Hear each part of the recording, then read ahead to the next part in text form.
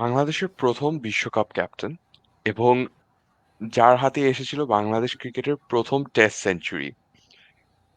বাংলাদেশ ক্রিকেটের সূচনার গল্প একটি নাম ছাড়া একেবারেই ইনকমপ্লিট থেকে যায়।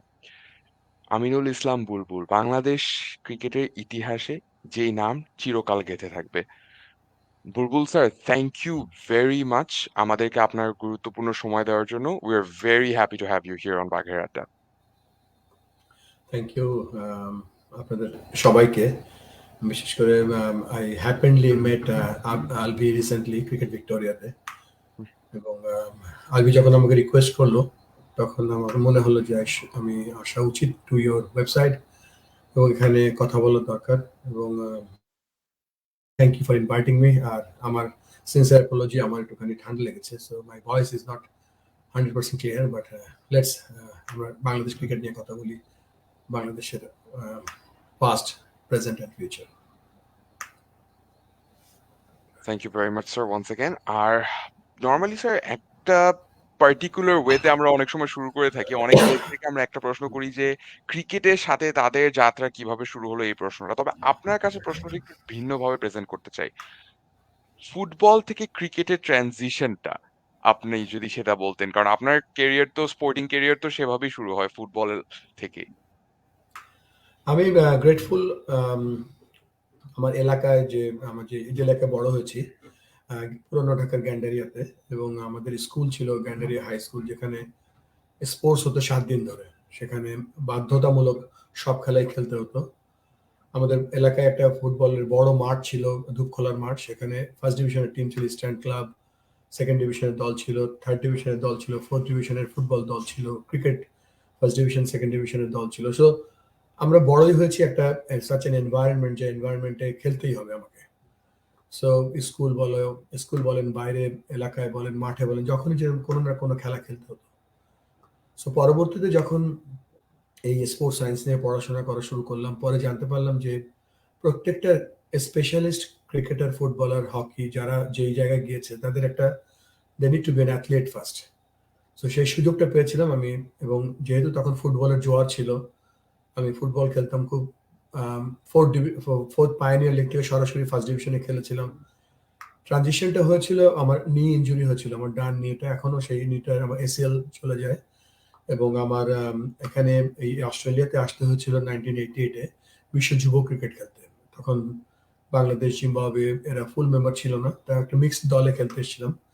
এখানে যে আমার কোচ ছিল পিটার স্পেন্স, উনি তখন অস্ট্রেলিয়ান ইনস্টিটিউট অফ স্পোর্টস এর কোচ ছিলেন।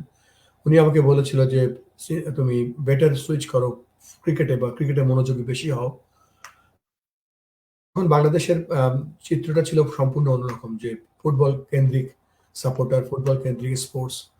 সেখান থেকে একটা বড় রিস্ক নিয়েছিলাম, নিয়ার ইনজুরি, এবং আমার সেই কোচের পরামর্শ অনুযায়ী ক্রিকেটটাকে বেছে নিয়েছিলাম। সো একটা বড় ট্রানজিশন ছিল আমার জন্য, রিস্ক ছিল একটা, বাট আলহামদুলিল্লাহ ভালোই হয়েছে, যা ঘটেছে সেটা ভালোই হয়েছে।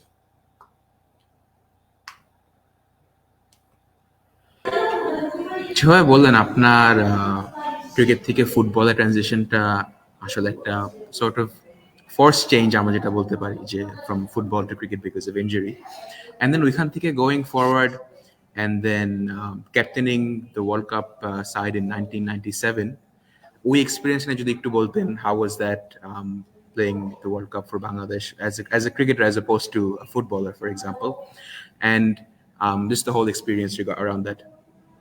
ইনফ্যাক্ট আমি একবার ড্রপ করেছিলাম আন্ডার 19 বাংলাদেশ জাতীয় ফুটবল দলে, কল পাইনি। পরবর্তীতে কল পেয়েছিলাম, বাট ওই চান্সটা যখন আমি মিস করেছিলাম, আমার মনের মধ্যে একটা সুপ্ত বাসনা ছিল যে হয়তো কোনো একদিন ফুটবল বা ক্রিকেট জাতীয় দলে খেলবো। এবং সেই সুযোগটা এসেছিল 1988-এ, যখন আমি প্রথম বাংলাদেশ জাতীয় ক্রিকেট দলে চান্স পাই। আমি ওডিআই ফার্স্ট ম্যাচ খেলি এগেন্স্ট ইন্ডিয়া, চিটাগংয়ে। এশিয়া কাপ ছিল, এটা ছিল উইন্স এশিয়া কাপ। এবং তখন কিন্তু খেলার পরে কিন্তু মনে হয়নি যে আমি হয়তো অনেকদিন ধরে জাতীয় দলে খেলবো বা বাংলাদেশের অধিনায়কত্ব করবো বিশ্বকাপে। কেননা বিশ্বকাপে তখন কমপ্লিট টোটাল পাথওয়েটা ছিল অন্যরকম, যে একটা দল আইসিসি ট্রফি খেলার পরে একটা দল যেত তখন, এবং মোস্ট অফ দ্য টাইম তখন একবার গিয়েছে ইস্ট আফ্রিকা দল, একবার গিয়েছিল কানাডা, এবং ম্যাক্সিমাম টাইম জিম্বাবুয়ে যেত। তো আমরা ওই স্বপ্নটা ছিল না আমাদের। সো 1990-তে যখন আমরা আইসিসি ট্রফি খেলতে গেলাম হল্যান্ডে, তখন কিন্তু আমরা কুড হ্যাভ কোয়ালিফাইড। আমরা ভালো খেলেছিলাম, জিম্বাবুয়ের সাথে বৃষ্টিবিঘ্নিত ম্যাচে হেরে গেলাম। আমরা বিশ্বাস করতে শুরু করলাম যে আমাদের স্ট্রেংথ আছে, আমাদের আমাদের স্বপ্ন দেখার সাহস, স্বপ্ন দেখার অধিকার আছে। তারপরে 1993-94-এ যখন আইসিসি ট্রফি কেনিয়াতে হলো, তখন 3টা দল সুযোগ পেল। টোটাল স্ট্রাকচারটা চেঞ্জ হয়ে গেল ওয়ার্ল্ড কাপের।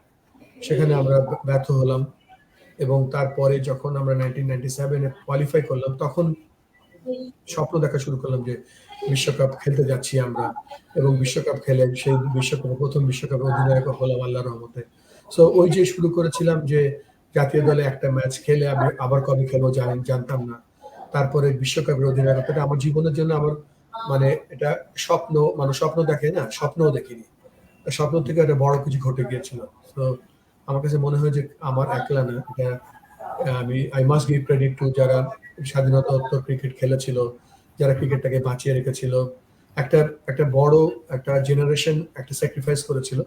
পরবর্তীতে আমরা সেইটার সুফল পেয়ে আমরা বিশ্বকাপ খেলেছিলাম। তবে I would love to give credit to those generation যারা স্যাক্রিফাইস করেছিল, যারা অর্গানাইজ করেছিল, খেলেছিল। তারপরে আমরা 97-এ কোয়ালিফাই করে বিশ্বকাপ খেললাম। সো অফকোর্স আমাদের স্বপ্নের থেকেও বড় কিছু ঘটে গেছে। যেটা বলছিলেন যে আপনার ফার্স্ট ম্যাচটা খেলার পরে আপনি শিওর ছিলেন না নেক্সট আবার কবে খেলতে পারবেন বা আবার কবে খেলার অপরচুনিটি আসবে। তখনকার যদি একটু ল্যান্ডস্কেপটার একটু আমাদেরকে একটা আইডিয়া দিতে পারতেন যে এখন যেরকম আমরা লেটস সে এভরি মান্থ একটা সিরিজ হচ্ছে বা every other month were going somewhere বা সামবডি ইজ টুরিং বাংলাদেশ, আপনাদের জন্য তখন ওটা কিরকম ছিল যে একটা ম্যাচ বা একটা সিরিজ পরে নেক্সট আবার সিরিজটা কতদিন পরে, ওটা কিরকম ছিল? তখন বাংলাদেশ ক্রিকেট বোর্ডে যারা পরিচালনা করতো, আমাদের প্রয়াত রইস ভাই, রেজা ভাই যারা ইন্তেকাল করেছেন, মনি ভাই, তবে অত্যন্ত দূরদর্শী লোক ছিল, যেমন সৈয়দ আশরাফুল হক ভাই, তান্না ভাই। তারা কিন্তু চিন্তা করতো যে বাংলাদেশের ক্রিকেটটাকে একদিন এমন একটা জায়গায় নিয়ে যেতে হবে যেখানে বাংলাদেশ রেগুলার বেসিসে আন্তর্জাতিক ক্রিকেট খেলবে। তখন তো ওডিআই ওইভাবে ফিক্স ছিল না, তখন টেস্ট ক্রিকেট হতো এবং মাঝে মাঝে এশিয়া কাপ হতো। একটা মজার ঘটনা হচ্ছে যে আমার জীবনের সব থেকে ভালো ফর্মে যখন ছিলাম, আমি না, আকরাম ছিল ওখানে, নান্নু ভাই ছিল, অনেকে ছিল।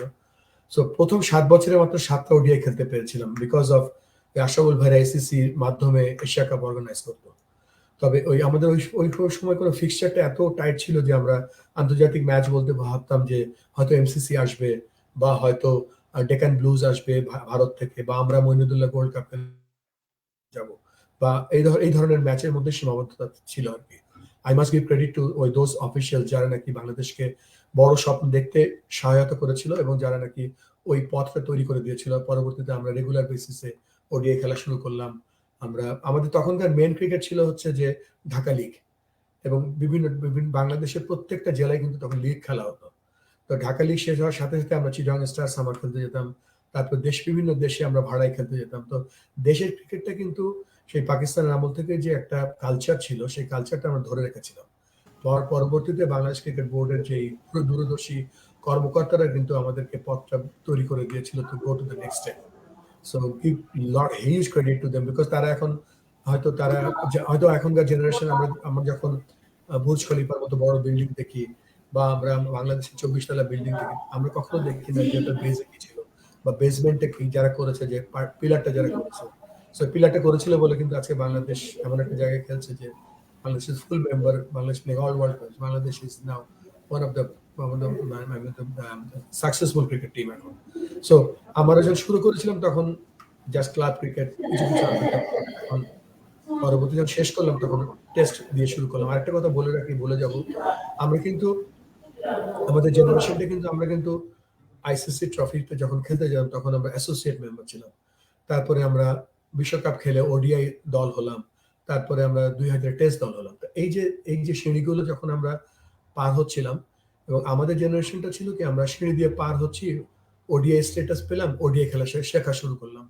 আমরা টেস্ট পেলাম, টেস্ট ম্যাচ শেখা শুরু করলাম। সো আমরা এগিয়েছি আর শিখেছি, এইভাবে এগিয়েছি, নট এস্টাবলিশ। এখনকার ছেলেরা যেমন জন্ম হয় একটা টেস্ট নেশনে, ফেসিলিটি, ফাইন্যান্স, সবকিছু মিলিয়ে। সো একটা বড় অনিশ্চয়তার মধ্যে দিয়ে আমরা আজকে এখানে এসে দাঁড়িয়েছি। I must give credit to the generation, আবার বলছি, যারা নাকি আমাদেরকে তাদের স্যাক্রিফাইস করে আমাদেরকে এই পথ করে দিয়েছিল। খুব সুন্দর করে বলেছেন স্যার।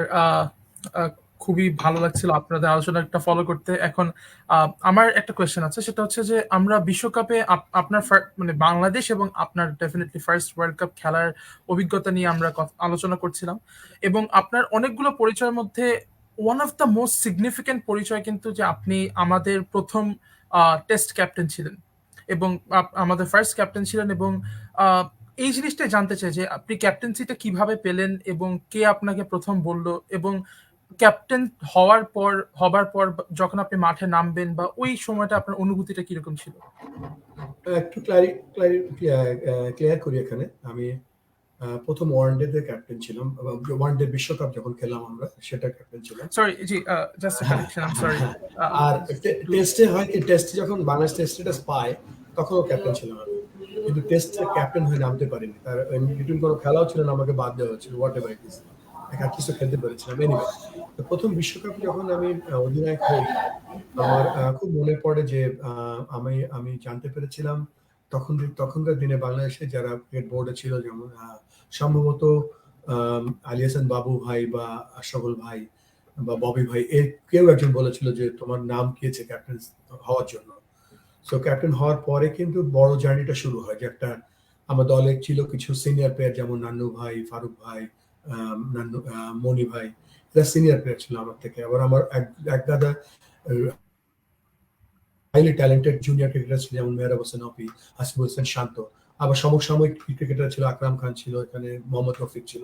সো আমাকে এমন প্রথম যে চ্যালেঞ্জটা গ্রহণ করতে হয়েছিল, I made them as my guardians, যারা আমার সিনিয়র ছিল, আর যারা আমাদের জুনিয়র ছিল তারা made my younger brothers. So এই ধরনের একটা অ্যাটমসফিয়ার তৈরি করেছিলাম, যেখানে সব অ্যাক্সেস সব জায়গায় ছিল। আমার মনে পড়ে আমরা যখন প্রথম বিশ্বকাপ খেলতে যাচ্ছিলাম বাংলাদেশ থেকে, আমরা অবচেতন মনেই বলেছিলাম যে আমরা দুটো ম্যাচ জিততে যাচ্ছি। একটা স্কটল্যান্ড ধরে রেখেছিলাম, হয়তো একটা টেস্ট হারাতে পারি। তো এরকম লক্ষ্য নিয়ে যখন যাই, তখন একটা এক্সট্রা প্রেশার কাজ করছিল। আমরা আমরা প্র্যাকটিস ম্যাচগুলোতে ভালো করলাম, আমরা কাউন্টি ম্যাচ যেমন এসএক্স কে হারালাম, আমরা মিডল সেক্স কে হারালাম, আমরা নর্দার্ন শায়ারের সাথে হেরে গিয়েছিলাম। তবে ফার্স্ট যখন আমরা ম্যাচ খেলতে গিয়েছিলাম নিউজিল্যান্ডের সাথে জেমস বোর্ডে, ওটা ছিল একটা অন্যরকম অনুভূতি, যে ফুল হাউস এবং বাংলাদেশের হয়ে টেস্ট টস করতে যাচ্ছি। ওই ফিলিংটা হয়তো আমি এখানে বলে শেয়ার করতে পারবো না, বাট আমি আল্লাহর কাছে কৃতজ্ঞতা জানাই, মানুষের ভালোবাসা ছিল। I was very lucky to be the part of that campaign. Right, brilliant. এবং মানে এই কথাগুলো মানে আপনার কাছ থেকে যখন এখন শুনছি, then I am still having like goosebumps. So now, wonderful wonderful. Alvi, তুমি মিউটেড। আমাদের জন্য এগুলি সব it's all in the archives, আমরা এগুলি লাইভ দেখতে পারিনি। So আমাদের জন্য এখন it's all retrospective, looking back what Bangladesh cricket was in the yesteryears. So to have Bulbul sir with us telling us in person, এগুলি it's surreal. Following on from the fact যেটা Ryan বললো, the first test centurion for Bangladesh, ওই ফিলিংটা আমরা যখন ভিডিওটা replay দেখি, আপনার সম্ভবত সেঞ্চুরি করার পরে আপনার হাত তুলে মোনাজাত করেছিলেন মনে হচ্ছিল দেখে। সো ওই ফিলিংটা, the first one to reach the milestone, and first টেস্টে তাও আবার আপন গেইনিং টেস্ট স্টেটাস, তো ওই ফিলিংটা কি ইন ওয়ার্ডস আমাদেরকে একটু আইডিয়া দেওয়া সম্ভব কিনা? এটা তো মানে অনেকবার বলেছি, আর হয় কি মানে মাঝে মাঝে একটু লজ্জা লাগে যে বাংলাদেশ 23 বছর ধরে টেস্ট খেলছে, কত সেঞ্চুরি হয়েছে, ডাবল সেঞ্চুরি হয়ে গিয়েছে। আর আমার ওই সেঞ্চুরিটা নিয়ে কথা যখন বলি, মনে হয় it's one of the centuries, but I am very lucky that প্রথম টেস্টে সেঞ্চুরি হয়েছিল।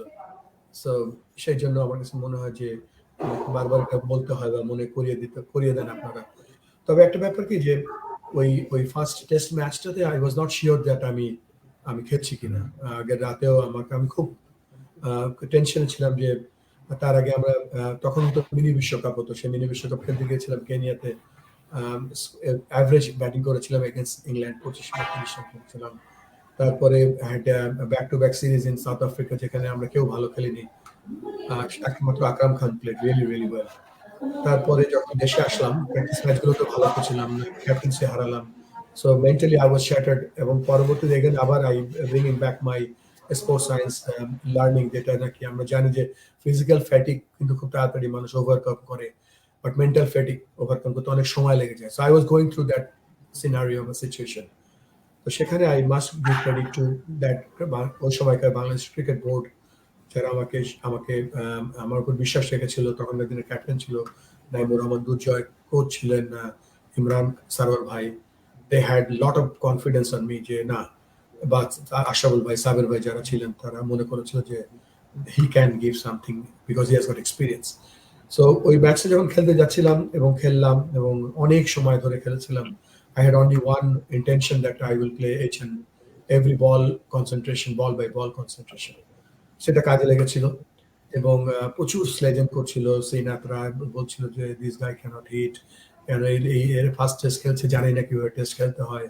সো বাট ওই কিছুই কানে নিচ্ছিলাম না। সো এবং সব থেকে বড় ব্যাপার ছিল যে কনসেন্ট্রেশন বা মনোযোগটা কিন্তু I had to continue for 2 days, কারণ প্রথম দিনে I was not out with 60s, next ডেতে আবার সকালবেলা থেকে আবার শুরু করতে হয়েছিল। তো কনসেন্ট্রেশনটা অনেক বড় রাখতে হয়েছিল এবং আমার কাছে মনে হচ্ছিল যে যে বলটাতে আমি আমি যে আপনার হয়তো সেই সময় ক্রিকেট খেলা দেখতেন কিনা জানি না, লিগের খেলা, আমি যখন মাহমুদানের জন্য নামতাম তখন মাহমুদানের সাপোর্টাররা সাধারণত তারা পূর্ব গ্যালারিতে বসতো বা বাইতুল মোকাররমে বসতো এবং তারা আশা করতো যে প্রথম শটটাই আমি হয়তো, তারা হয়তো ক্রিকেট খেলা অত বুঝতো না, তো সুইপ শটটাকে ঝাড়ু শট বলতো। তো বলতো এই বলুন লামসা একটা ঝাড়ু শট মাপে মনে হয়। তো যাই হোক, ওটা আমার খুব ফেভারিট শট ছিল, সেলফ ইনভেন্টেড একটা পার্টি সুইপ। সো ওই শটটা দিয়ে সেঞ্চুরি করেছিলাম মুরলী কার্তিকের বলে। সো অনেক কিছু সিগনিফিকেন্স ছিল এই ম্যাচটাতে, যে প্রথম টেস্ট খেলছি, অনেকক্ষণ ব্যাটিং করছি এবং ওই আমার ফেভারিট শটটা দিয়েই আমি সুইপ খেলে সেঞ্চুরি করছি। তো সবকিছু মিলিয়ে আমার কাছে মনে হচ্ছিল একটা পরিপূর্ণতা ছিল। এবং আমি এখনো পিছনের দিকে যখন ঘুরে তাকাই মনে হয় না 23 বছর ছিল, ওটা মনে হচ্ছে যে 23 মিনিট বা 23 ঘন্টা আগে খেটেছি। সো থ্যাংক ইউ আমার কাছে আপনাদেরকে এটা মনে করিয়ে দেওয়ার জন্য। Thank you, thank you. Sir, এখন যদি আমরা একটু ফাস্ট ফরওয়ার্ড করি আরো 2 বছর, 2002 সাল, ক্রিকেটকে বিদায় জানানো আপনার জন্য সেই সময় কতটা কঠিন ছিল? আর বাংলাদেশ ক্রিকেট তখন যে আনসার্টেন সিচুয়েশনটাতে ছিল, সেটা একজন ক্রিকেটার হিসাবে বা তখন একজন নিউলি ফর্মার ক্রিকেটার হিসাবে সিচুয়েশনটা কিরকম লাগতো দেখতে? আমরা বলছি না আমার কারণে মিডল ইস্ট অর্ডারটা যে গ্যাপটা ছিল, সিনিয়র ক্রিকেটারে চলে গেল। তো আমি এর আগেও বলেছি যে আমরা শিখতে শিখতে এগোচ্ছিলাম। যখনই আমার মনে আছে, যখন আমি ক্যাপ্টেন্সি শিখলাম, আমি মিডিয়া হ্যান্ডলিং করা, প্লেয়ার সাইকোলজি বোঝা, সিচুয়েশন হ্যান্ডেল করা বুঝলাম, তখন আমার ক্যাপ্টেন্সি চলে গেল। আমার মনে আছে সেকেন্ড টেস্ট ম্যাচ খেলেছিলাম জিম্বাবুয়েতে। It was a very very difficult wicket to bat এবং ওখানে প্রায় 1 ইঞ্চির মতো ঘাস ছিল, যেখানে তখনকার দিনে হিস্ট্রিক, লেট হিস্ট্রিক, তারপরে এনকালা, জনসন, ওই সময় Paul Strang, it's a very bowling attack, সেখানে 84 করেছিলাম। সো কনফিডেন্স লেভেলটা এমন ছিল যে আমি আউট হয়ে আসার পরে আমাদের বোর্ডের, আমাদের টিমের ম্যানেজার, আমাদের ডেলিগেশন ছিল, সাবেক ভাই বলছিল যে what mistake you have done that you could have done the back to back century. তো আমি সবাইকে হাসতে হাসতে বলেছি ডোন্ট ওয়ারি, নেক্সট ম্যাচে করে দেবো। সো দ্যাট লেভেলের কনফিডেন্সটা ছিল। এবং পরবর্তী টেস্ট ম্যাচ হারারেতে আউট হয়ে গেলাম, একটা বাজে এলবিডব্লিউ দিয়েছিল। এলবিডব্লিউ দিলে কেউ হ্যাপি হয় না, but I think I was not out. তারপরে ওই ওখান থেকে যে আমাদেরকে একটু কনফিডেন্স দিয়ে নিয়ে যাবে, পরবর্তীতে ড্রপ দেওয়ার চিন্তা করা শুরু করলো। সো হয়তো সঙ্গত কারণে ড্রপ দিয়েছিল, যে হয়তো আমাদের এভারেজটা অত ছিল না ভালো, বাট আমার কাছে মনে হচ্ছিল যে I and some other players could have played for little more time, যাতে ওই যে গ্যাপটা ছিল 2002 থেকে একটা লম্বা সময় আমরা অনেক স্ট্রাগল করেছিলাম। ডোমেস্টিক ক্রিকেটটাও অত্যন্ত পুয়ার ছিল, ফার্স্ট ক্লাস ক্রিকেট স্ট্রাকচার ছিল না, ওই ধরনের এক্সপিরিয়েন্স প্লেয়ার ছিল না। সো উই রিয়েলি স্ট্রাগলড আ লট। এখনো আমরা মিডল অর্ডারে স্ট্রাগল করি মাঝে মাঝে, বাট পরবর্তীতে কিছু ওয়ান্ডারফুল ক্রিকেটার আমাদের দেশে এসছে, মাহমুদুল্লাহ, মুশফিক, সাকিব, এবং যারা মিডল অর্ডারে খেলে, দে আর ওয়ান্ডারফুল ক্রিকেটার্স। আমার কাছে মনে হচ্ছে যে তাদের জন্য ওয়েট করতে হয়েছিল আমাদের একটা লম্বা সময়। এখন now that they are on the way out, আমরা কি, যেটা আমরা অনেকেই মনে করতেছি যে যেটা পঞ্চপাণ্ডব বলা হচ্ছে, তো ওনারা চলে যাওয়ার পরে আমাদের যে ওভার ডিপেন্ডেন্সি ওনাদের উপরে, ওইটা is that slowly becoming evident? যেরকম এখন Shakib, he is playing on and off, he is not playing all the series. তারপরে তামিম ইকবাল, উনিও সম্ভবত রিটায়ারমেন্টের, he is on the fence. So now that they're on the way out, আমরা কি, could we possibly be seeing another, let's say, a vacuum created when the stalwarts, when they go, তখন একটা vacuum কি আমরা দেখতে পারি কিনা? আমি অন্য দিক থেকে শুরু করি। আমরা লাস্ট 3.5 years আমরা আইসিসির জন্য ওই ক্রিকেট কোচিং ম্যানুয়াল লিখছি। সো ম্যানুয়াল লিখছি যে একটা level 1 coach, level 2 coach, level 3 কোচের জন্য কি ধরনের কারিকুলাম হওয়া উচিত। তো ওখানে গিয়ে দেখলাম যে আম, আমাদের ক্রিকেট কিন্তু খেলা শুরু হয়েছিল 200-250 বছর আগে। তখন খেলা হতো শুধুমাত্র টেস্ট ক্রিকেট, এবং তখন কোচিং বুক লিখলো এমসিসি, সেটা টেস্ট ক্রিকেটকে লক্ষ্য করে। তো টেস্ট ক্রিকেটকে লক্ষ্য করে বেসিক নিয়ে কাজ করতো। সো বেসিক নিয়ে কাজ করতে গিয়ে যেটা দেখা গিয়েছে যে একটা খেলোয়াড়ের কি ধরনের স্কিল থাকলে সে একটা টেস্ট ম্যাচে ভালো করতে পারবে। পরবর্তীতে ওয়ান ডে ইনক্লুশন হলো, টি20 ইনক্লুশন হলো, টি10 ইনক্লুশন হলো। So cricket is become faster and faster. আর আমাদের যে জেনারেশনের পরে যে জেনারেশনটা ক্রিকেট খেলছে এখন, তারা তো হিউম্যান বিং, তারা তো মানুষ। আপনি সাকিবের কথা বললেন বা অন্যান্য তামিমের কথা বললেন, এরা কিন্তু একটা এদের এদের হিউম্যান বডি কিন্তু একটা সময় পর্যন্ত চলতে পারে, একটা ইনজুরি হওয়ার সম্ভাবনা থাকে। আহ, আহ, মাইকেল হোল্ডিংকে বলতে শুনছিলাম যে মাইকেল হোল্ডিংকে বলছিল যে এখনকার ক্রিকেটাররা কেন ইনজুর্ড হয়, এখনকার ক্রিকেটাররা কেন কনসিস্টেন্ট না এতটা। মাইকেল হোল্ডিং বলছিল বোল লেস, টেক রেস্ট। সো আমাদের ক্রিকেটারদের উপরে অসম্ভব একটা একটা প্রেশার এখন কাজ করে, শারীরিকভাবে এবং মানসিকভাবে। এখন সোশ্যাল মিডিয়ার যুগ আসার পরে কিন্তু তাদের উপরে ট্রিমেন্ডাস একটা প্রেশার সবসময় থাকে। আমাদের সময় শুধুমাত্র প্রিন্ট মিডিয়া ছিল, তাই আমরা হ্যান্ডেল করতে পারতাম না। সো ওদেরকে কিন্তু এই জিনিসটাও দেখা উচিত যে তারা হিউম্যান বিং, তারা খেলছে, তাদের শরীরের উপরে কি পরিমাণ একটা প্রেশার যাচ্ছে ইচ এন্ড এভরি ম্যাচের পরে। সো ওই জায়গাটায় কিন্তু আমাদের যারা নীতি নির্ধারক আছে, সেখানে কিন্তু সমসাময়িক আপনার কিছু substitute, not substitute, similar player cricketer তৈরি করার জন্য যে একটা মেশিন দরকার, সেই মেশিনটা হচ্ছে যে কোচ এডুকেশন প্রোগ্রাম, সেই মেশিনটা হচ্ছে ডোমেস্টিক ক্রিকেট, সেই মেশিনটা হচ্ছে কম্পিটিটিভনেস অ্যারাউন্ড হোল কান্ট্রি, সেই মেশিনটা হচ্ছে যে বিভিন্ন ফরম্যাটে আপনি প্লেয়ারদের কিভাবে রেডি করছেন। সো ওই কাজগুলো আমি জানি না কতটুকু হয়েছে। This is why you see the gap. Otherwise দেখেন যে আপনি আমাদের পার্শ্ববর্তী দেশ ইন্ডিয়াতে আপনি দেখেন বা পাকিস্তানে দেখেন, ইন্ডিয়াতে কিন্তু বিসিসিআই কিন্তু দে অ্যারেঞ্জ অ্যারাউন্ড 2500 ম্যাচেস, তারা খালি বিসিসিআই আন্ডারে করে। এবং সেই ম্যাচগুলোতে কিন্তু জাতীয় দলের খেলোয়াড়রা খুব একটা সুযোগ পায় না, because their calendar is too busy. Under 19 ছেলে একটা ছেলেও কিন্তু টি20 ক্রিকেট খেলে না। সো তাদের একটা একটা স্ট্রাকচারের মধ্যে তাদের প্লেয়ারকে বড় করছে যে আমি খেলোয়াড়দের ব্যাকরণ ভালো করব, অ্যালফাবেটস ভালো করব। তারপরে তারা যখন লঙ্গার ভার্সন ক্রিকেট খেলবে, বাট জিনিস মনে রাখবেন যে একটা ছেলে যখন লঙ্গার ভার্সনে ভালো খেলে, he can come back to play better in 50-50 cricket in টি20 ক্রিকেট। বাট টি20 ক্রিকেট খেললে কিন্তু there's no evidence that হ্যাঁ he can play good 50-50 cricket এবং টেস্ট ক্রিকেট। তো অনেক রিসার্চ, অনেক অনেক ডকুমেন্টেশন, অনেক ফ্রেমওয়ার্কের মধ্যে দিয়ে যদি আমরা না যাই, তাহলে কিন্তু এই গ্যাপটা থেকেও যাবে, আমরা আফসোস করতে থাকবো। আমরা আবার কবে একটা সাকিব আসবে, কবে একটা তামিম আসবে। So we need to create our own funnel, own tunnel, own factory where we can get more international superstar cricketers. Right. Sir, এবার একটু আপনাকে আবার সেই জায়গাটাতে ফিরে নিয়ে যেতে চাই যেই সময়টা আপনি খেলতেন, এবং আহ, আপনারা যখন থেকে আপনারা যেই সময় থেকে আপনারা খেলতেন ওখান থেকে এখন পর্যন্ত অনেকটা সময় কিন্তু পার হয়ে গেছে, এবং এই পুরোটা সময় জুড়ে কিন্তু ক্রিকেট আস্তে আস্তে বাংলাদেশে গ্রো করেছে। আমরা আজকে বলি যে cricket is A religion in India, but I don't think that it's like that different from, মানে ক্রিকেট ইজ, মানে এই মাইন্ডসেটটা বাংলাদেশে খুব একটা different. It's a religion, it's kind of A religion for us as well. এবং এই পুরোটা সময় জুড়ে কিন্তু আমাদের অনেক অ্যাচিভমেন্টস এসছে, ফেলিয়ারও এসছে। তো আমরা জাস্ট অ্যাচিভমেন্টে ফোকাস করতে চাই। আপনার চোখে সবচেয়ে, মানে ফিউ অফ দ্য মানে মোস্ট নোটেবল অ্যাচিভমেন্টস এই 10 ইয়ারে বাংলাদেশে কি, বা what makes you proud of Bangladesh cricket? Under 19 World Cup যখন আমরা চ্যাম্পিয়ন হলাম, that is the significance of Bangladesh cricket. যে একটা বার্তা দিয়েছি যে আমরা আমরা আসছি, বা আমরা ইয়াং ক্রিকেট টিম স্টিল, কিন্তু আমরা কিন্তু ধরেন অত বড় সিনিয়র বা আমরা পাকিস্তান, অস্ট্রেলিয়া এদের মতো অত বুধিন্দর ক্রিকেট খেলছি না।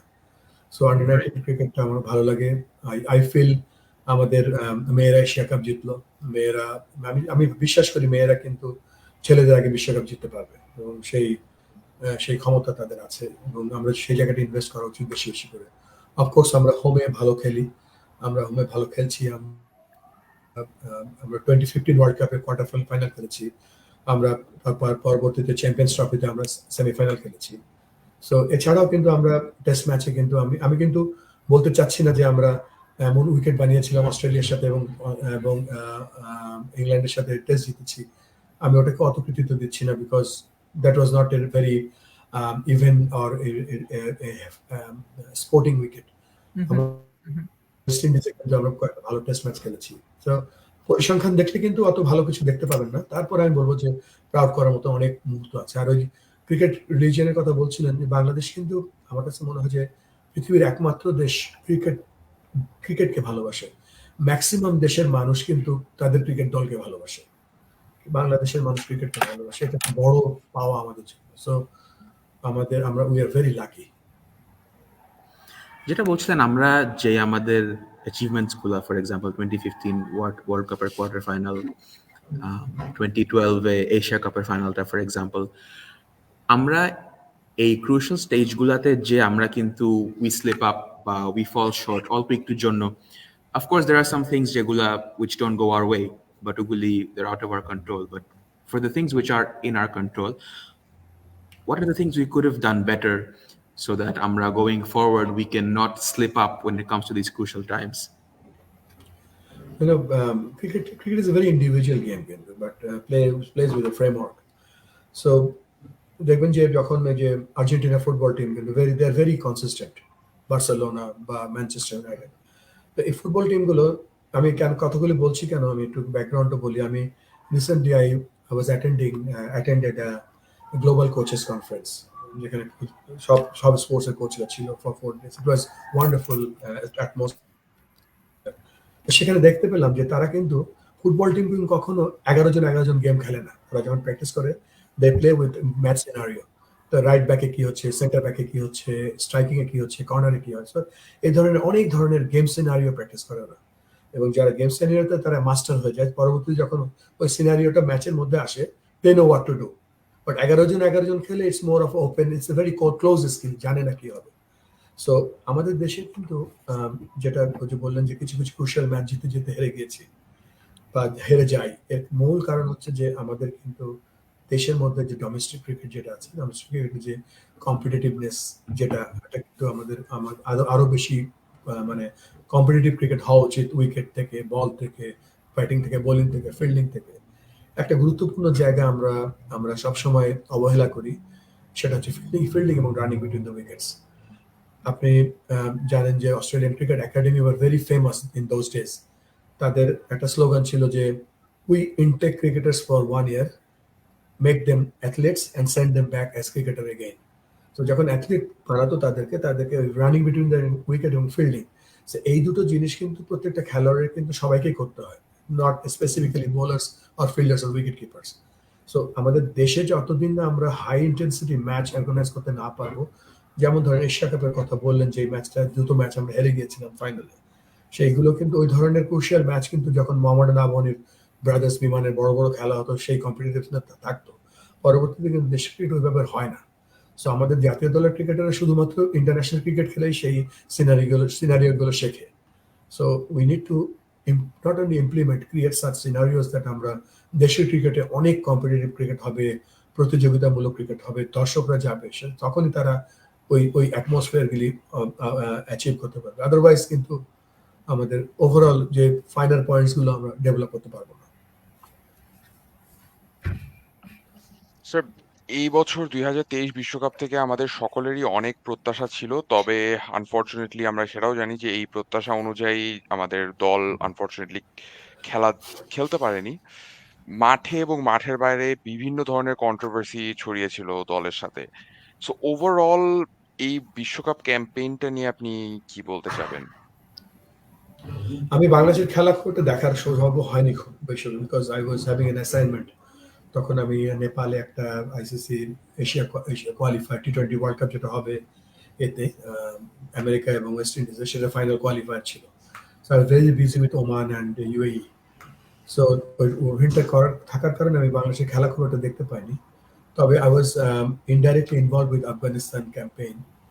সেখানে আমার এই যে আমরা আইসিসির যে হাই পারফরমেন্স ফ্রেমওয়ার্কটা রান করি, সেখানে আফগানিস্তানের যে the micro level training, the macro level training যে টেমপ্লেটটা ছিল, that was made by me, আলহামদুলিল্লাহ। সো আফগানিস্তানকে বেশি ফলো করছিলাম। তবে বাংলাদেশে যেটা হয়েছে সেটা আমার কাছে মনে হচ্ছে যে বাংলাদেশের যে কাজটা আফগানিস্তানের সাথে করেছিলাম, যে একটা সোয়াট অ্যানালাইসিস করে যে ওই দেশের ইন্ডিয়ান উইকেটগুলো কেমন, আমাদের দেশের আমাদের স্ট্রেংথটা কি, আমাদের উইকনেসটা কি, আমাদের থ্রেটটা কি, আমাদের চ্যালেঞ্জেস গুলো কি কি আছে, সেগুলো নিয়ে একটা বিস্তর সময় কাজ করা, সেটার উপরে বেস করে আমি কি টিম বানাচ্ছি, আমার টিম কম্পোজিশনটা কি হবে, আমার ট্যাকটিক্যাল রিকোয়ারমেন্টস গুলো কি আছে। সো আমার বাংলাদেশে যে কোনো খেলা দেখেছি, দেখে মনে হয়নি যে এই ধরনের কোনো প্রিপারেশন ছিল আমাদের। রাইট। স্যার, আপনি আমার প্রশ্নের উত্তরে আন্ডার 19 ওয়ার্ল্ড কাপ যে উইনিং স্কোয়াডটা তারা এসছেন, তাদের টপিকটা আপনি এনেছেন, তো ওটা ওই সুর ধরে আপনাকে প্রশ্ন করতে চাই যে এই যে আমরা আন্ডার 19 ওয়ার্ল্ড কাপ জিতলাম এবং ভেরি রিসেন্টলি আমরা আন্ডার 19 এশিয়া কাপ জিতলাম, উই আর দ্য মানে champions of Asia under 19 on the under 19 level. So এই যে এতগুলো যে আমরা ম্যাচ উইনার্স পাচ্ছি বা পোটেনশিয়াল ম্যাচ উইনার্স পাচ্ছি, ওদের ইম্প্যাক্টটা বাংলাদেশ ক্রিকেটে কিরকম হতে পারে, বা how do you see them serving Bangladesh in future? Excuse me, আমার কাছে মনে হয় যে বেশ কিছু খেলোয়াড় উঠে এসেছে, শরীফুল ফাস্ট বোলার, তারপরে জয়, তৌহিদ হৃদয়, বেশ কিছু খেলোয়াড় উঠে এসেছে, এবং এটাই এই 3-4টা খেলোয়াড় উঠে আসা মানে কিন্তু একটা বড় পাওয়া আমাদের জন্য। তার মানে কি, আমাদের নিচের লেভেলে ভালো কোচ হচ্ছে। আমাদের যে এই দলটা আন্ডার 19 জিতলো, এদের সাথে কিন্তু স্টুয়ার্ট ল লেগে আছে কয়েক বছর ধরে।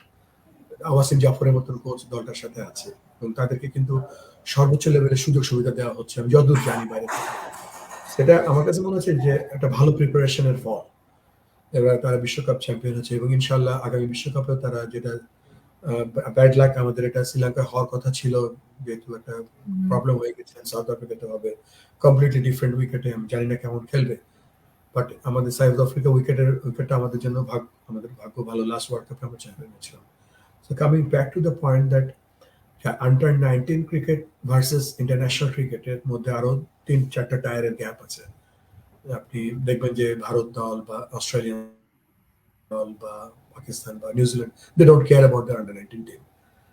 দে ওকে, আন্ডার 19 একটা ইভেন্ট হচ্ছে, খেলবে তারা, but their focus is more on first class cricket, যেখানে নাকি তারা one step below then national টিমে যারা খেলে। তো ওই জায়গাটায় যেতে হলে আরো 3-4টা টায়ার ক্রস করে যেতে হয় আর কি। তো আমাদের এই যে সুপার ট্যালেন্টেড ক্রিকেটার্স গুলো আছে, আপনি যারা যেই খেলোয়াড় গুলো আন্ডার 19-এ খেলছে, আই এম শিওর দ্যাট আমাদের ওই অনুযায়ী আন্ডার 13 বা আন্ডার 14 আমরা বিশ্বাস করি যে নো অড এজ গ্রুপ। যখনই একটা ছেলে 12তে ঢুকে যায়, 12, 13, 14, 15, 16, 17, 18, 19, এখানে কিন্তু ওই যে এজ গ্রুপে যে টাইম কার্ড থাকে একটা বয়সের জন্য, তো এখানে এই যে গ্রুপে হাজার শত শত ক্রিকেটার আমাদের আছে। সো এই ক্রিকেটার গুলো থেকে বেস্ট ক্রিকেটার আন্ডার 19 টিম খেলে। এই আন্ডার 19 থেকে যে নেক্সট 2-3টা টায়ার আছে, সেই টায়ার গুলোতে কি কাজ হয় আমি জানি না। যদি কাজ করতে পারি, তারা যদি আন্ডার 19-এ সফল হয়, কেন তারা সফল হতে পারবে না? তবে আমাদের সকলের ধৈর্য ধরা উচিত, আর একটু ধৈর্য ধরা উচিত, যে কেননা ক্রিকেট এমন একটা খেলা যেটা কেউ বলতে পারেন যে আমি 100 করবো, 5 উইকেট পাবো বা 10 উইকেট পাবো, এটা বলে সম্ভব না। তো আমাদের যে প্রসেসটা আছে বা আমাদের যে প্ল্যান গুলো আছে, সেগুলো যদি আমরা ঠিক রাখি, পক্ষান্তরে কিন্তু আপনার ডোমেস্টিক ক্রিকেটারদের এখন দুটো ইম্পর্টেন্ট এরিয়া আমরা সাধারণত দেখতে পাই না। একটা হচ্ছে ফিজিক্যাল, একটা হচ্ছে মেন্টাল। এই জায়গাগুলোতে আমরা কতটুকু কাজ করছি, তাদেরকে কতটুকু ক্রিকেটীয় বা জাতীয় ভ্যালু শেখাচ্ছি। So when we make a cricketer, we should create a good citizen first, then automatically you'll be a good cricketer. So ওই কার্যক্রমগুলো নিশ্চয়ই হচ্ছে, বাট ওই জায়গায় মনোযোগ দেওয়া উচিত। না, আপনি আপনি আমাদের ডোমেস্টিক স্ট্রাকচারের যে ইম্পর্টেন্সটা, বা যে কোনো দেশের ডোমেস্টিক স্ট্রাকচারের ইম্পর্টেন্সের আপনি এই কথাটা খুব ভালোভাবে তুলে ধরেছেন, যেটা আপনি অস্ট্রেলিয়া বা ইন্ডিয়ার এক্সাম্পল দিলেন, ওরা কিভাবে তাদের ডোমেস্টিক স্ট্রাকচারের দিকে ওরা অনেক খুব বেশি ওরা কনসেন্ট্রেটেড বা ফোকাসড। সেদিক থেকে যদি আমাদের এখানে দেখি আমরা, আপনার কি কোনো সময় মনে হয়েছে যে আমরা জানি যে মাহমুদুল হাসান জয়, ওনার যেই পোটেনশিয়াল ছিল, ওই পোটেনশিয়াল উনি কতটা তুলে ধরতে পারছেন ইন্টারন্যাশনাল স্টেজে, এটা একটা প্রশ্নের বিষয়। বা Shoriful at times he struggles, Towhid Hridoy is struggling. So কখনো কি মনে হয়েছে যে আমরা খুব আর্লি ওদেরকে ডেবিউ করে করে ফেলছি ন্যাশনাল টিমে, বা খুব আর্লি এক্সপোজ করে দিচ্ছি ইন্টারন্যাশনাল সার্কিটে? আম, এটা ডিপেন্ডিং অন আপনার কত, আপনি অন্যান্য দেশে যারা এস্টাবলিশ কান্ট্রি যেমন New Zealand, south Africa, Australia, India, Pakistan, ওদের আন্ডার 19-এর কটা খেলোয়াড় সরাসরি খেলছে জাতীয় দলে, বা তারা তারা রাইট। কিভাবে তাদের প্লেয়ার পিক করছে সেটাও দেখার বিষয়। এখানে আমার কাছে মনে হয় যে এই আন্ডার 19 তো ধরেন ইউ অলরেডি ইনভেস্টেড 5-6 ইয়ার্স, মানি বলেন, সময় বলেন। তো তাদের পেছনে আমাদের এখানে স্কিল অ্যাকুইজিশন, যেটা যেভাবে আমরা স্কিল শেখাই, সেখানে কিন্তু আমাদেরকে দেখতে হবে যে যে ছেলেটা কোন ছেলেটা তাড়াতাড়ি উঠে আসছে। আমার কাছে খারাপ লাগছে আপনি যখন বলছেন যে জয় খেলেছিল বা ট্যালেন্ট ছিল। একটা ব্যাটসম্যান কিন্তু সাধারণত 25-26-এর পরে তার সেরা ব্যাটিংটা করতে পারে, because by this time he learns all this things. তো আমাদের ওই ফার্স্ট ক্লাস ক্রিকেটটা বা জাতীয় দলে খেলার আগের যে মুহূর্তগুলো আছে, সেই জায়গাগুলোতে আমাদের আমাদের একটা হাই পারফরমেন্স ইউনিট আছে। হাই পারফরমেন্সের ইউনিটের সাথে সাথে আমাদের একটা ফিক্সড একাডেমি থাকা উচিত, যেখানে নাকি যারা জাতীয় দল থেকে বাদ পড়ে গিয়ে খেলবে, যারা জাতীয় দলে খেলতে গিয়ে শিখতে শিখতে শিখতে এগোবে। আমাদের হয়তো অল্টারনেটিভ কিছু কাজ আছে, কাজ করে হয়তো, বাট ওখানে সেটা দৃশ্যমান নয় অতটা। বাট এগেন আমি বলবো যে আমাদের সকল ধৈর্য ধরা উচিত। একটা একটা হয়তো একটা প্রক্রিয়ার মধ্যে কাজ হচ্ছে, but number of talented cricketers versus the number of the substitute cricketers for the national team not enough. তো আমরা যদি এখন আরেকটা ভিন্ন অ্যাসপেক্টে চোখ রাখি, আপনি কিছুক্ষণ আগেই বলছিলেন আমাদের ওমেন্স ক্রিকেটের ইমপ্রুভমেন্টের কথা। এই বছর আমরা সেটা দেখেছি। ঘরের মাটিতে ভারত এবং পাকিস্তানের বিপক্ষে more than the results positive ছিল, but even more than that আমরা ভালো ক্রিকেট খেলেছি। That's what was really good to see. South আফ্রিকাতে গিয়েও আমরা একটা টি-20 জিতেছি, আর ইনফ্যাক্ট গতকালকে একটা ওডিআইও জিতেছি। So how pleasing is this to see the improvement of women's cricket? আর এটার ভবিষ্যতে আমাদের কিভাবে ওমেন্স ক্রিকেটে আরো বেশি ইনভেস্ট করা উচিত? আহ, যেহেতু আমরা আইসিসি বিশ্বকাপ খেলি, মেয়েদের 50-50, টি-20 খেলি, আন্ডার 19 ছেলেদের খেলি, মেয়েদের শুরু হয়েছে অলরেডি। এটা একটা বড় পাওয়া আমি বলবো সব দেশগুলো। তারপরে তো আইসিসি মেন্স ইভেন্ট গুলো তো আছে। যেহেতু এই ইভেন্ট গুলো আইসিসির ইভেন্ট খেলা হয়, র্যাঙ্কিং এর ব্যাপার আছে এখানে, সেখানে তো অবশ্যই অনেক বেশি করে খেলা উচিত। তবে একটা জাতীয় দল আমরা যেই পরিমাণ সময়, সুযোগ বা আমাদের অর্থ ব্যয় করি ছেলেদের ক্রিকেটে, আমার মনে হয় সমপরিমাণ অর্থ, সময় এবং মেধা ব্যয় করা উচিত এর জন্য। আমাদের দেশব্যাপী কিন্তু মেয়েদের খেলা হওয়া উচিত। কেননা আপনারা জানেন যে দুটো কারণে, একটা হচ্ছে যে পৃথিবীর অর্ধেক জনসংখ্যা হচ্ছে মেয়েরা, বা আমাদের দেশের অর্ধেক জনসংখ্যা মেয়েরা। তো তাদেরকে যদি না খেলায়, তো সেই জেনারেশনটা কিন্তু সেই সেই নাম্বারটা বা পার্টিসিপেশনটা কিন্তু আমরা মিস করবো। আরেকটা হচ্ছে যে মেয়েরা হচ্ছে মা হয়, এবং যখন একটা মেয়ে ক্রিকেট খেলে, মা যখন ক্রিকেট খেলে, তখন তার ছেলে বা মেয়ে যেই হোক, ক্রিকেটের যে একটা ভ্যালুজ আছে, ভালোবাসা আছে, বা ক্রিকেটের যে একটা সৌন্দর্য আছে, তখন সেই মা তার ছেলে বা মেয়েকে ক্রিকেট খেলাবেই। তো এই জন্য কিন্তু মেয়েদের ইনভলভমেন্ট খুব জরুরি। এবং আমাদের কিন্তু আমি বলছি, আমি বিশ্বাস করি, আমি যখন আইসিসিতে জয়েন করি 2007-এর সেপ্টেম্বর অক্টোবরের দিকে, তখন আমার মনে আছে আমার ফার্স্ট মিটিং করেছিলাম, তখন বাংলাদেশ ক্রিকেট বোর্ডের মেয়েদের হেড ছিলেন মিনু আপা। শি ইজ ওয়ান্ডারফুল লেডি, যার ভীষণ ছিল অনেক এবং আছে। আমি তাকে বলছিলাম, মিনু আপা, বাংলাদেশের মেয়েরা কিন্তু ছেলেদেরকে বিশ্বকাপ জয়ের সম্ভাবনা আছে। তিনি বিশ্বাস করেছিলেন এবং তিনি চেষ্টা করছিলেন। পরবর্তীতে আমি জানি না আমরা কোন পেসে এগোচ্ছি।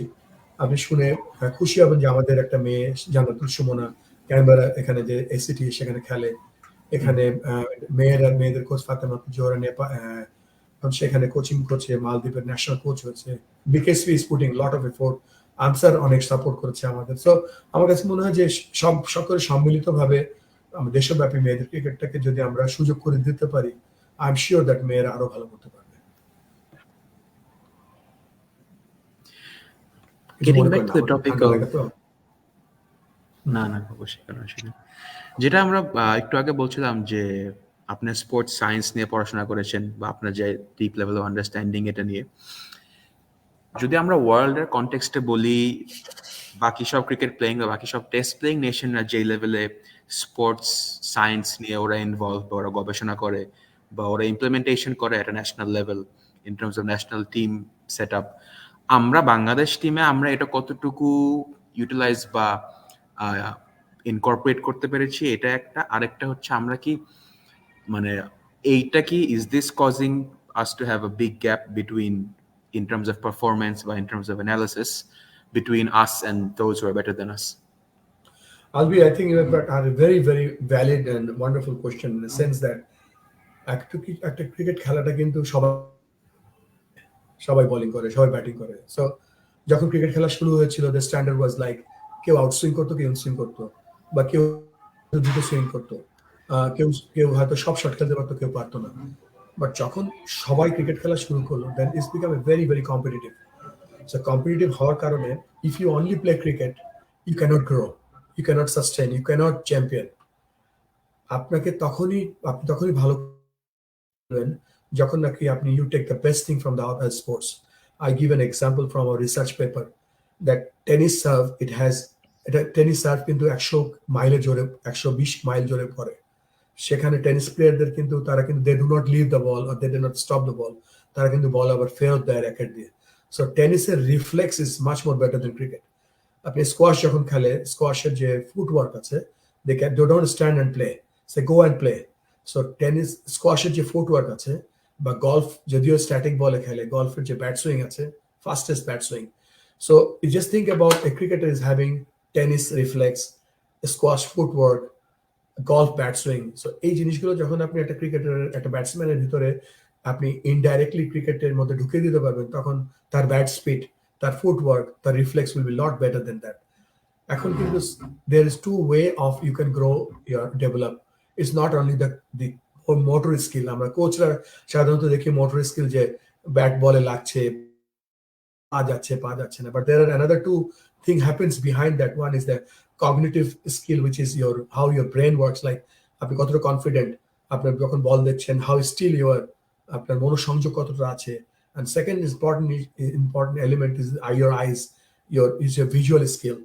সো চিন্তা করা, দেখা, তারপরে আপনি খেলছেন, তো মোটর স্কিলটা আসছে।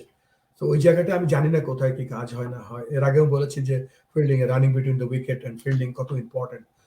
So for your information, I have written a paper to Bangladesh institute of sports বিকেএসপিতে। আমি অস্ট্রেলিয়ান ইনস্টিটিউট অফ স্পোর্টস এর একজন সায়েন্টিস্টের সাথে কথা বলে একটা পেপার রেডি করেছিলাম। বলেছিলাম যে বাংলাদেশের যে বক্সিং বিকেএসপিতে তো সব স্পোর্টস হয়, take the best element for cricket and implement in cricket.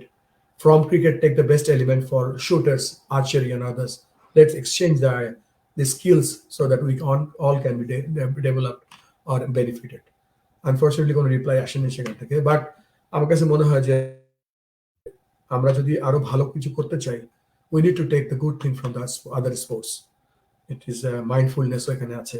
So I think আরেকটা স্টেপে যাওয়ার জন্য we need to take self help from other sports. আমি জাস্ট ছোট্ট করে একটা ফলো আপ কোয়েশ্চেন করতে চাই এদিকে, যেহেতু আমরা স্পোর্টস সায়েন্স নিয়ে কথা বলছিলাম, সেটা হচ্ছে যে স্যার আমাদের দেশে আসলে স্পোর্টস আমরা জানি যে বিভিন্ন সেক্টরে রিসার্চ হচ্ছে, রিসার্চ এন্ড ডেভেলপমেন্ট, বিভিন্ন কোম্পানির R&D একটা সেক্টরই আছে। তো স্পোর্টস নিয়ে বা এক্সক্লুসিভলি স্পোর্টস নিয়ে রিসার্চ হওয়াটা আসলে কতটুকু জরুরি, বা স্পোর্টস সায়েন্টিস্টদের ইম্পর্টেন্স বাংলাদেশে আসলে কতটুকু আপনি ফিল করেন?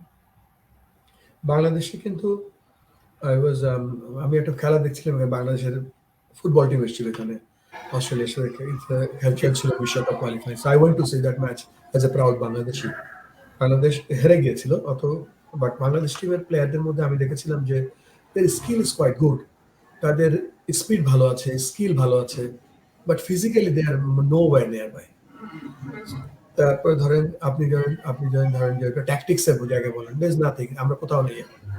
সো এগুলো কিন্তু শুধু আমি ফুটবল, ক্রিকেট বা হকি দিয়ে বলছি না, আমাদের প্রত্যেকটা স্পোর্টস। আমাদের একসময় দাবাও আপনি দাবা একটা বড় স্পোর্টস ছিল, আমাদের সাঁতার একটা বড় স্পোর্টস ছিল, 100 মিটার স্প্রিন্ট বড় ছিল। সবগুলো জায়গায় কিন্তু আমাদের রিসার্চ কতটুকু হয় আমি জানি না, আমাদের হওয়া উচিত। আমাদের অ্যাকচুয়াল আউটকাম যদি দেখেন, আমরা এশিয়ান গেমস খেলি, আমরা অলিম্পিক্সে যাই, এবং এশিয়ান গেমসে আমাদের সম্মিলিতভাবে আমাদের মাত্র একটা গোল্ড মেডেল পেয়েছি, দ্যাট ইজ ইন ক্রিকেট। তো তার মানে কি আমাদের যে রিসার্চ ইউনিট বা research wing is extremely poor, আমরা করছি না। বাট আমরা যদি সেটা যদি এখনো যদি না কাজে লাগাই, আমরা কবে করবো? সো আই এম 55 নাও, আমার জীবদ্দশায় আমি দেখে যেতে পারবো কিনা জানি না যে আমরা একটা সাকসেসফুল অ্যাথলিট বাংলাদেশ থেকে তৈরি করতে পারছি।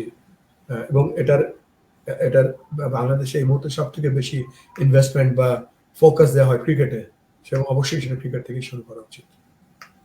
হ্যাঁ, এটা যেটা বললেন আপনি, আমরা এটা সালাউদ্দিন স্যার থেকেও শুনেছি। আমরা ইভেন ডিপিএল এ লাইভ দেখেও যেটা আমরা খেয়াল করেছি যে খালেদ মাহমুদ সুজন স্যার উনিও বলছিলেন যে প্লেয়ারদেরকে আসলে থিঙ্কিংটা কোচদের করে দিতে হচ্ছে, টু বি অনেস্ট।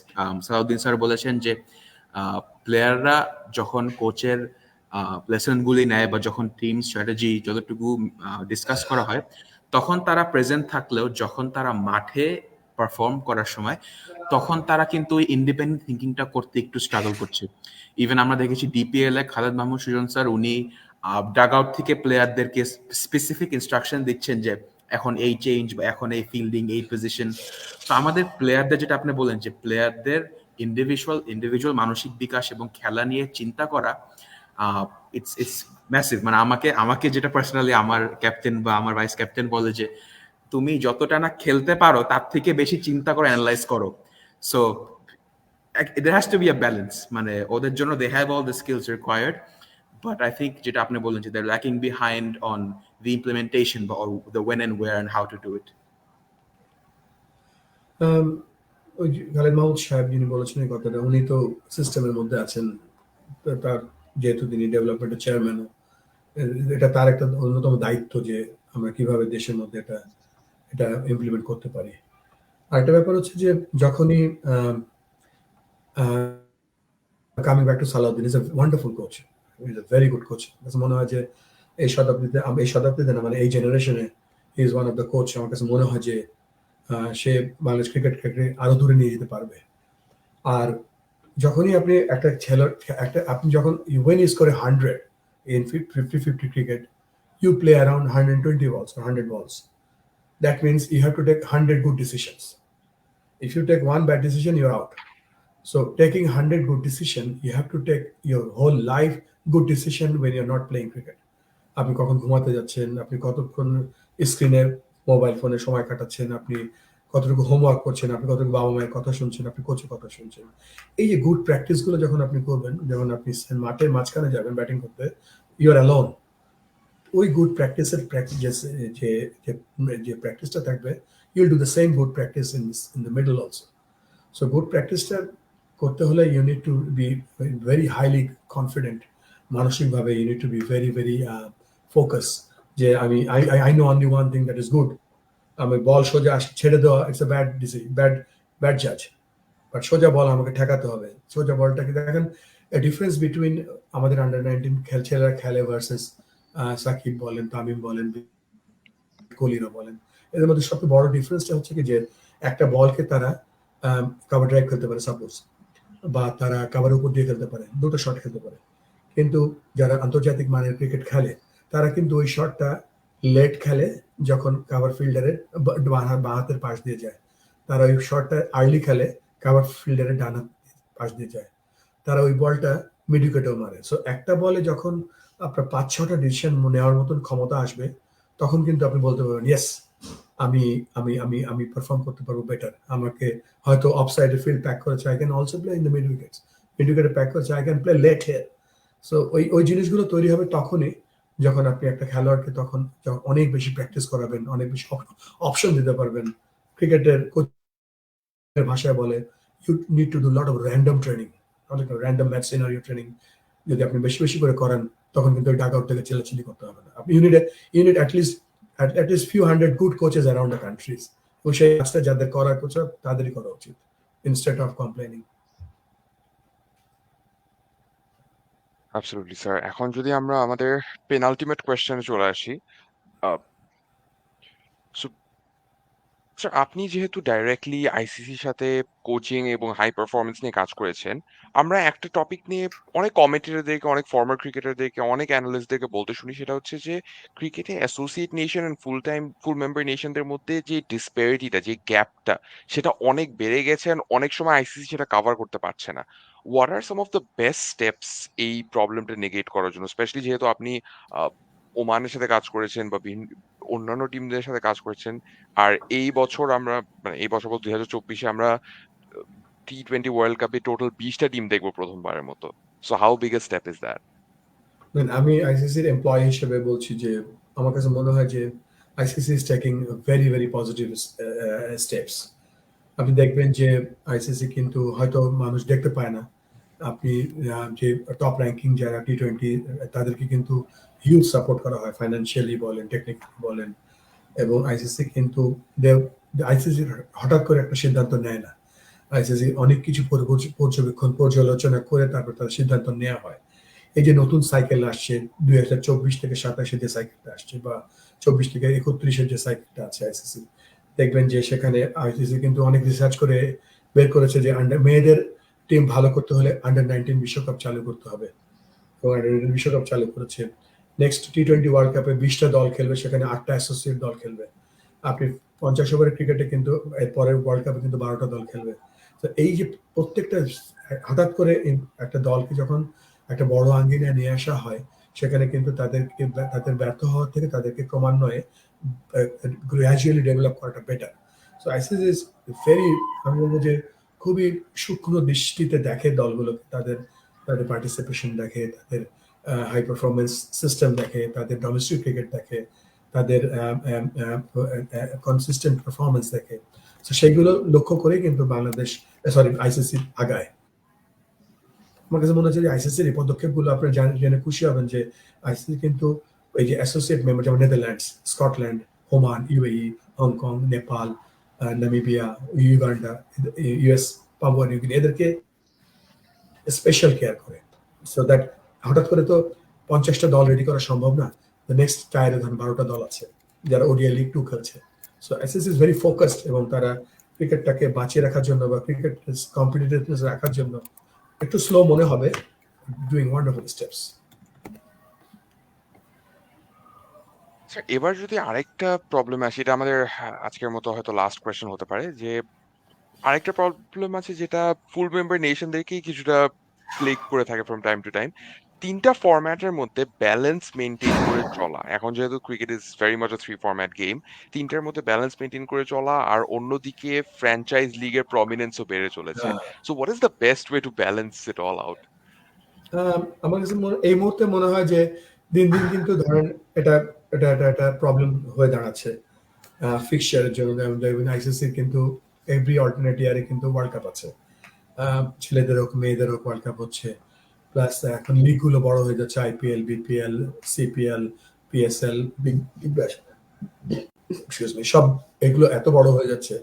আবার দুবাইতে এখন আইএল টি-20 হচ্ছে, ওয়েস্ট ইন্ডিজ। সো এইগুলো এত বড় হয়ে যাওয়াতে কিন্তু আমার কাছে যেটা মনে হচ্ছে যে খুব শিগগিরই একটা সময় চলে আসবে যে সবগুলো খেলাই হবে এবং স্পেশালিস্ট কিছু ক্রিকেটার থাকবে যারা শুধুমাত্র টি-20 খেলবে, যারা 50-50 খেলবে, তারা টেস্ট ক্রিকেট খেলবে। সো এটা একটা আমরা ট্রানজিশনের মধ্যে দিয়ে যাচ্ছি আমার কাছে মনে হয়। তবে এখানে একটা আশার বিষয় হচ্ছে যে মোর ক্রিকেটার্স অপরচুনিটি পাচ্ছে ইন্টারন্যাশনাল ক্রিকেট খেলার। আপনি জানেন যে যে কোনো দেশ আইসিসির মেম্বারে খেললেই, টি-20 খেললেই কিন্তু সেটা টি-20 ইন্টারন্যাশনাল হয়ে যাচ্ছে, তাদের একটা র্যাঙ্কিং হচ্ছে। সো টি-20 is globally is very much established now. ৫০ ওভারের ক্রিকেট কিন্তু এখন আইসিসির পাথরটা এমন হয়ে গেছে যে আপনি টি-20 ক্রিকেটে যখন একটা একটা একটা পর্যায়ে যেতে পারবেন, then you will be playing the challenge league বা ওডিআই লিগ 2। তারপরে যে ফুল মেম্বার শুধু টেস্ট ম্যাচ খেলতে পারে। সো একটা একটা ট্রানজিশনের মধ্যে দিয়ে যাচ্ছে। এর মাঝে যে জিনিসটা তৈরি হবে সেটা হচ্ছে যে আপনি দেখবেন যে এই যে এখন ফুটবলে যেটা হচ্ছে যে স্প্যানিশ লিগ বা English premier league, Italian league, এরকম কিছু হয়তো স্টাডি হয়ে যাবে আলটিমেটলি। বাট বিভিন্ন ফুটবলে তার অন্য ফরম্যাট নেই, বাট ক্রিকেটে এই ফরম্যাটের জন্য স্পেশালিস্ট কিছু ক্রিকেটার তৈরি হবে, যেটাই একটা বড় সমাধান। আর একটা বড় ব্যাপার হচ্ছে যে এর মাঝে দিয়ে কিন্তু গ্লোবালি ক্রিকেটটা বড় হবে, ফেসিলিটি তৈরি হবে, ভেন্যুস তৈরি হবে। So it is good for cricket আমার কাছে মনে হচ্ছে। তবে আমরা একটা ট্রানজিশনের মধ্যে দিয়ে যাচ্ছি। বাট এটা থ্রু থ্যাংক ইউ। যেহেতু, সরি আমি লাস্ট একটা কোয়েশ্চেন না, করতাম না, যে আপনি বলেন না। আমরা যেহেতু যেহেতু we're seeing a rise in the number of T20 leagues বা franchise tournaments, আর উইন্ডোটা এখন খুব টাইট হয়ে যাচ্ছে ফর all formats.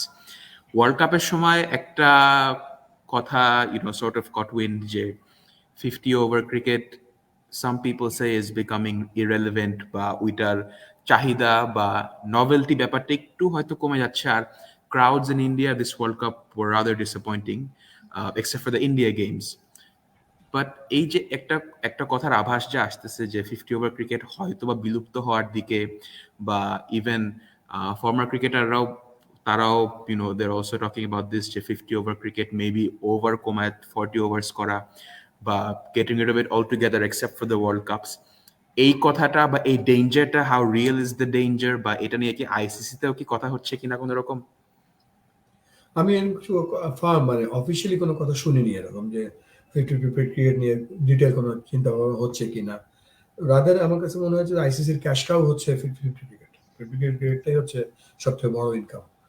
আর একটা ব্যাপার হচ্ছে যে 50-50 ক্রিকেটটা কিন্তু ধরেন এমন একটা ক্রিকেট যেখানে নাকি আপনি you can get a test পেতে পারেন, টেস্ট ম্যাচের, আবার টি-20 টেস্টও পেতে পারেন। আজকে কিন্তু এই যে ব্যাচ বল হচ্ছে, ইংল্যান্ড খেলছে বা আমরা টেস্ট দেখছি যে একদিনে প্রায় 300-350 রান হচ্ছে। দিস ইজ আউটকাম অফ টি-20 ক্রিকেট। কিন্তু টি-20 ক্রিকেটে যে অ্যামাউন্ট অফ ক্রিকেট শট খেলা হয় সেটার ফলশ্রুতিতে কিন্তু টেস্ট ম্যাচেও সেখানে হচ্ছে। আর 50 ওভার ক্রিকেটে এমন একটা খেলা সেখানে কিন্তু দুটোর একটা সংমিশ্রণ থাকে এবং আমার কাছে মনে হয় যে 50-50 cricket is a bridge between টি-20 ক্রিকেট এন্ড টেস্ট ক্রিকেট। তো আমার মনে হয় না যে বিলুপ্ত হওয়ার কোনো সম্ভাবনা আছে। Of course cricket is runs by unit money to run, you need to have the facility to run. So আমার কাছে মনে হয় না যে এরকম কোনো চিন্তা ভাবনা কেউ করছে, বাট সেটা আমরা করা উচিত। Cricket is a wonderful format. Thank you very much. আপনার থেকে আমরা আজকে অনেক অনেক ওয়ান্ডারফুল ইনসাইটস পেলাম। আলভি, রায়ান, স্যারের জন্য তোমাদের ফাইনাল মেসেজ। রাইট, আমার একটা মেসেজ আছে আপনাদের কাছে যে লেটস সাপোর্ট বাংলাদেশ ক্রিকেট।